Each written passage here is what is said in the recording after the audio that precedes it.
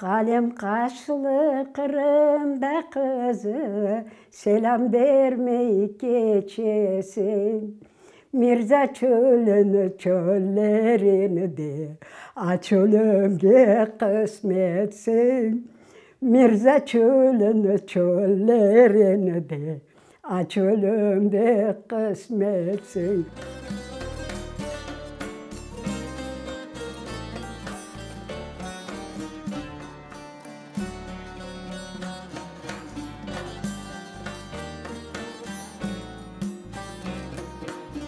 Эти теплые встречи с родными, долгие душевные разговоры за столом 84-летняя Фемие Алиева ждет с нетерпением.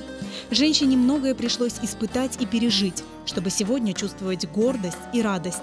А главное счастье, что есть у нее дети, внуки и правнуки. Фемие Ханым родилась в 1939 году в селе Гавр Бахчисарайского района, где еще ребенком потеряла младшую сестру, а после разлучилась и с отцом, которого забрали в трудовую армию. 3 kız edik. Tatam Leniye 38 senesi, ben 39 senesi Femiye, küçükene kardeşçiğim var Remziye. O bu neden kapıdan çıkan koklaçı kolunda. Onu evet ben özüm görmedim, onu aytkan, görgenlerim aytkan nettem. Ketip otururken köpeğimiz var, balabağın köpeğimiz var edi, onu bileyim. Ütey, suға кетеді. Су бек жоқ еді белбекте, жуылдап ақиды. О ақылымда жу ақиды. Битам, Мақұдыр көйінде битам отыр еді. Анам Мақұдырледі. Біз ғауырлы. Неден? Келеді битам, көпірчік бар еді. Неден? Белбек көпірчік. Тау içinden doğru ала кетеді мені. В Махульдуре Фемие Алиева и застала ту трагическую и страшную майскую ночь депортации 1944 года, которая разлучила ее с близкими, матерью и сестрой. Мақұдыр көйінден шықтым мен. Битам, Сафия тизем бар еді, 2 баласы бар еді. Оғланшық аққы еді, бір аячы янған еді, оны топала еді. Оқ зарабанен алып кеткен еділер. Яғмырчық яуа еді. Біз мына араба ішінде ятайдық. Сантырашлы битам яулы шалы бар еді. Биязмен қара, сачақлы. Үстімізде о бар еді. Соң неге келіп, Сүренге келінде вагонда yüklегенлерін білем. Аққи топал аячы сүрінді. Ненен солдат бірдан есе тепіп, çok ağlаған еді. Ана о ақылында қалды. Выдержав тяжелый путь, Фемие Алиева с родными попала в Узбекистан, в Мирзачуль. Здесь, в голодной степи, она в первый же год потеряла близких. Анда Мирзачульде Битам, Сафия тизем, 2 баласы açtan öldüler. Мирзачульде адамдар бек çok öldü de o vakti. Келіп анам тапты мені. Битам көміп, Битам өлген еді. Алып, қачып, мен кетірді неге? Галларалға. Анда боғдайлық еді. Çok адам анда açlıqtan анда құтарды. Açlıq, боғдай сачы еділер, ноқыт сачы еділер. Мына татам бек шустыр еді де, Қырымдан шыққанда, о сандықчы бар екен, қоқла сандықчы. Анамда уфақ сандықчы қарбам жасаған қолдан. Ішінде жезлер бар екен. Пец, құшағы, мен қарбам бай молла екен, Мақұдырдың молласы. Яқшы яшағандар о вақты. Сон айтажам, оны өзім күн алман да қоқуам, оны алып шыққан. Ана оны 2 жыл боғдайға алып шыққандар ауыз мені.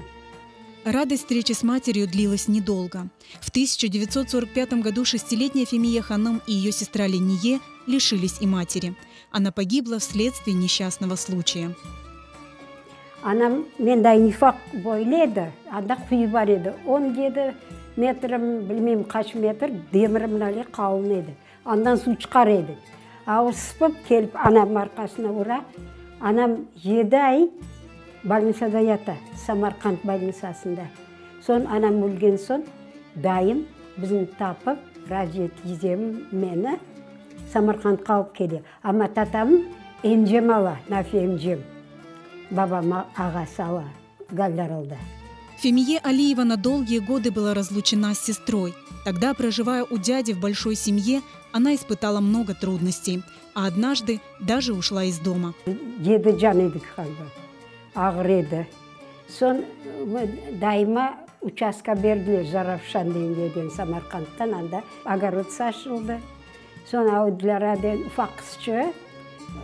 Men endi kaç yaşındaydı o kadar 6-7 yaşındaydım işte. Bulaştırgan sütün başını. Men bakmadım onu. Çalışıydı dedim, огород bakaydı. Son men urgan edi. Yaxşı etip şişirdi, zaslujit ettim galiba. Bakmanım için. Ama Raziyet izemende şötüçünü fabrikada çalışıydı Samarkand'da. Çıktım kettim. Zarafşan'dan jayau Samarkand'a gitem. Bir daha ketem yolda. Endi Samarkand'a yakınlaşkanda bir eşek arabanın bir adam kele arttan уже karanlıklayın dep tura. O toxtadı, düştü. Bir bala yolda soradı, kayda gitesin? Tizeme gitem dedi Samarkand'a. Kayda çalışa bilmeyim. Oturttu men eşek arabaga koyga alып ketti. Sabah getirip taşlar mı dedi. Şimdi kayda varacağım. Ağlap başladım, evet üşüdüm, aç oldum. Alıp ketti koyga. Apayı yapıştı mağa. Özün anterinden, atlas anterinden antertikte ufak saçlıklar ördü. Vermeyeyim, civermeyeyim dedi. Alıp gitti taşlayacak edi. Bizim kaparlar dese, yok ben gitmeyeyim, ben anam yok, babam yok, ben ağız koronda barmayayım dedim. Kaldım. Около 2 лет Фемия Ханым жила в таджикской семье, окончила 2 класса. Но однажды ее случайно в Самарканде увидела соседка и вернула в семью дяди.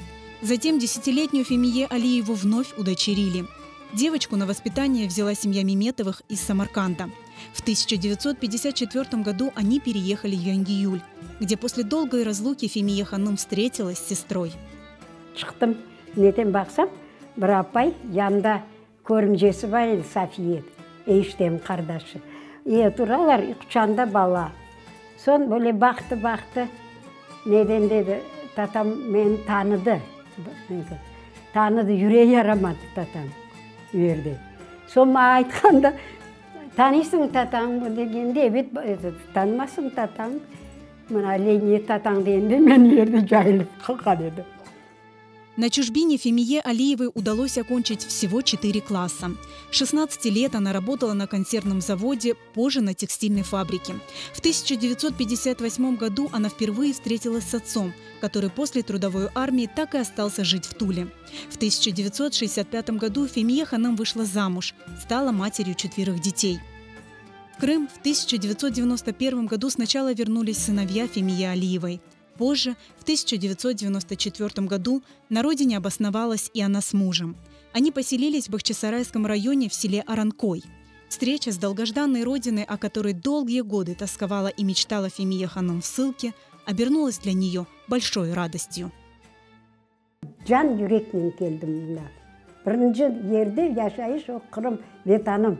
En büyük arzum, men torunlarım, torunçalarım, ballarım yaxşı nefes alıp Kırım'da bol yürekle yaşasınlar. Bu bizim yerimiz, biz mında doğulganımız, bizim tamırlarımız mında bağlı.